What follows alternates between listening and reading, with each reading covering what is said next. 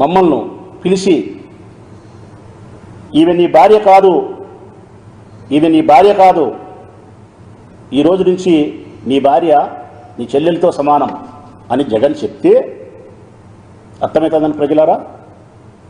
జగన్ మమ్మల్ని పిలిచి, ఉదాహరణకు నేనే ఉండా, రాచమల్లు ప్రసాద్ రెడ్డిని పిలిచి జగన్మోహన్ రెడ్డి గారు, అన్నా 33 సంవత్సరాలు వివాహం చేసుకునే నీ భార్యతో ఇన్నాళ్ళు నువ్వు పవిత్రమైన బంధాన్ని కొనసాగించినావు, ఈరోజు నేను చెప్తానా ఈమె నీ భార్య కాదు, ఈమె నీ చెల్లెలుగా భావించు అని అంటానే,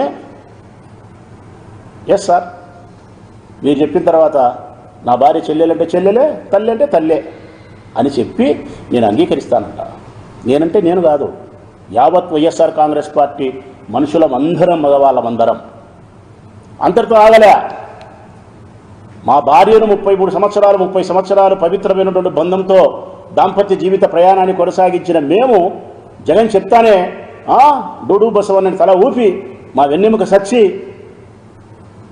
కరెక్ట్ సార్ చెల్లెలే అని అంగీకరించి, ఆ తర్వాత నీ భార్యను చెల్లెలుగా భావించి ఇవి పరాయి పురుషులతో వివాహం చేయి అని చెప్తానే మేము పరాయి పురుషులతో వివాహం చేస్తామంట.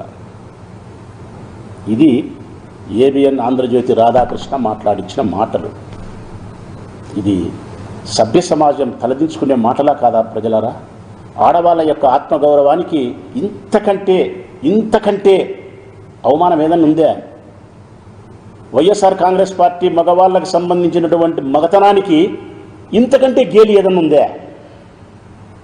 ఈ రాష్ట్రంలో ఉండే వైఎస్ఆర్ కాంగ్రెస్ పార్టీకి సంబంధించిన పురుషుల యొక్క మగతనానికి ఇంతకంటే గేలి లేదు. ఈ రాష్ట్రంలో ఉండే మహిళల యొక్క ఆత్మగౌరవానికి ఇంతకంటే నీచత్వం ఇంకోటి లేదు ప్రజలారా. ఎంతటి బరితెగింపు మాటలు ఇవి! ఖండకావరంతో కొవ్వెక్కి కళ్ళకు మదమెక్కి ఏబిఎన్ రాధాకృష్ణ గారికి ఇంత అనుచితమైన మాటలు మాట్లాడుతున్నాడు. దీనికి మా నాయకుడైతే, మా జగన్మోహన్ రెడ్డి గారు అయితే ఏమంటారంటే, చాలా బాధాకరం అన్నా, కానీ మనం ప్రజాస్వామ్యంలో ఉండాం కాబట్టి ఎంతటి అవమానాన్ని స్వీకరించాల్సిందే, ఎంతటి బాధనైనా మనం దిగమించుకోవాల్సిందే.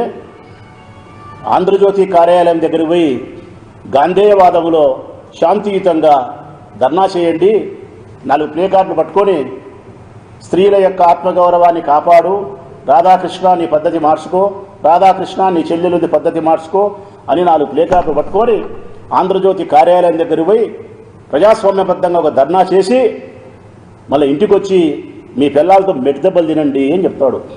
నా చేసి వచ్చినాక ఇంటికి వచ్చి మా పిల్లలు బూట్ కాలుతుంది అంటారు ప్రజలారా, చేత్తో కూడా అన్నారు.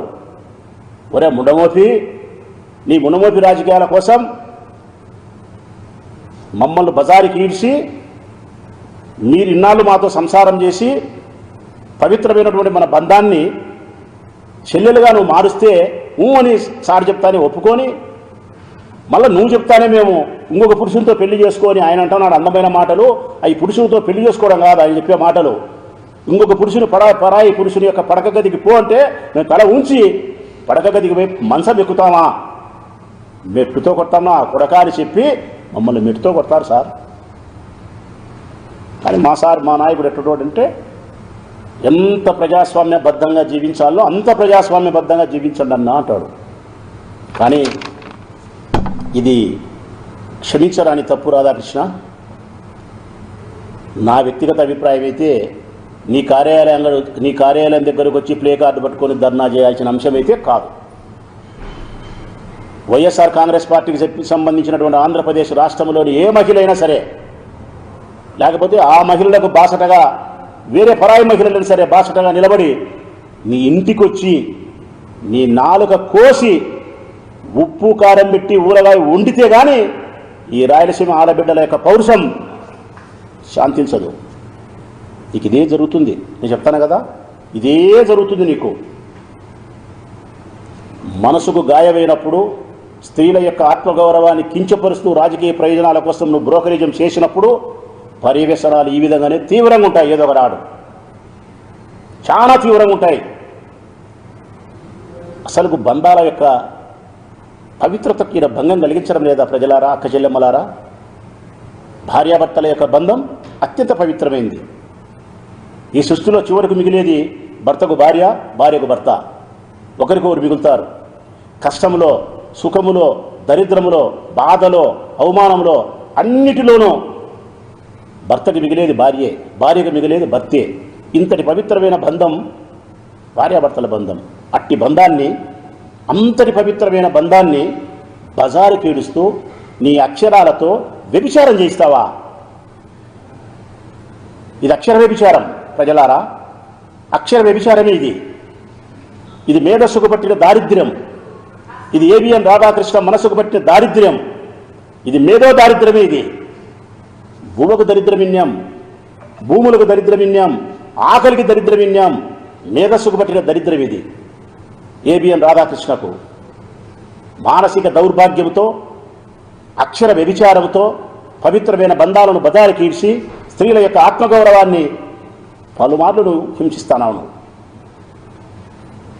నేను చెప్పిన మాటలు తప్ప ఒప్ప అనడానికి ఒక్కసారి ఆయన మాట్లాడిన మాటలే వినిపిస్తా ప్రజలారా, చూడండి. ఎందుకంటే మళ్ళీ మేము మాట్లాడని మాటలు మాట్లాడినామని కూడా ఆ పెద్ద మనిషి అనకూడదు. ఆయన్ను చాలా వేరుగా మాట్లాడాలా. ఒక్కసారి వినండి ప్రజలారా ఏం మాట్లాడిచ్చినాడో.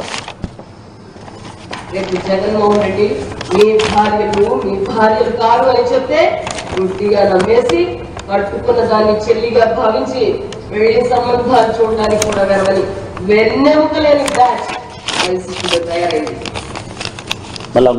జగన్మోహన్ రెడ్డి మీ భార్యలు కాదు అని చెప్తే గుడ్డిగా నమ్మేసి కట్టుకున్న దాన్ని చెల్లిగా భావించి పెళ్లి సంబంధాలు చూడడానికి కూడా వెరవని వెన్నెముకలేని బ్యాచ్ వైసీపీలో తయారైంది. ఇది ప్రజలారా, ఇది ఏబిఎన్ ఆంధ్రజ్యోతి మీడియాలో ఏబిఎన్ రాధాకృష్ణ గారు మాట్లాడించిన మాటలు. ఈ ఆంధ్రప్రదేశ్ రాష్ట్రానికి సంబంధించిన వైఎస్ఆర్ కాంగ్రెస్ పార్టీ మహిళలను ఉద్దేశించి మాట్లాడిన మాటలు ఏంటంటే, జగన్మోహన్ రెడ్డి చెబితే మా పల్లాలను మేము తారుస్తామని చెప్పినాడు. పచ్చిగా చెప్పాలంటే పచ్చిగా మా కడప భాషలోనే మాట్లాడతారేబ్బా, నాకు నైస్గా మాట్లాడేది రాదు, మా కడప భాషలోనే మాడతా. జగన్మోహన్ రెడ్డి గారు చెబితే మా పిల్లాలను మేము తారుస్తాము, మా పిల్లాలను మేము పరాయి మగోని యొక్క మంచం ఎక్కిస్తాము అని ఈ బడుద్దాయి చెప్పే మాట, ఈ దగులుబాజ్ చెప్పే మాట. ఈ ప్రజలు గమనించాలా. ఈ రాష్ట్రంలో రాజకీయాలు ఎంత విపరీతమైనటువంటి పోకడకు ప్రయాణిస్తున్నాయి. చంద్రబాబు నాయుడు ఎంత నీతి బాహ్యమైన చర్యలకు ఉసిగొలుపుతున్నాడు. కేవలం జగన్మోహన్ రెడ్డి యొక్క ప్రతిపాదనను పక్కదోవ పట్టించేదానికోసం, మా విధాననే ప్రతిపాదనను పక్కదోవ పట్టించేదానికోసం ఈ మాటలు మాట్లాడిస్తాడు. స్త్రీల యొక్క ఆత్మగౌరవాన్ని వాళ్ళు ఏమనుకుంటున్నారంటే ప్రజలారా, ఇది వైఎస్ఆర్ కాంగ్రెస్ పార్టీకి సంబంధించినటువంటి ఒక పార్టీకి సంబంధించిన, లేకపోతే ఒక పార్టీకి సంబంధించిన మహిళల యొక్క ఆత్మగౌరవాన్ని వంచడము, అవమానపరచడం అని అనుకుంటున్నారు. కాదు, ఇది ఒక పార్టీకి సంబంధించినటువంటి అవమానం కాదు. ఇది యావత్ ఆంధ్రప్రదేశ్ రాష్ట్రంలో ఉన్న మహిళలందరికీ సంబంధించినటువంటి వ్యవహారం. ఇది అందరి మహిళల యొక్క ఆత్మగౌరవాన్ని అవమానపరచడమే.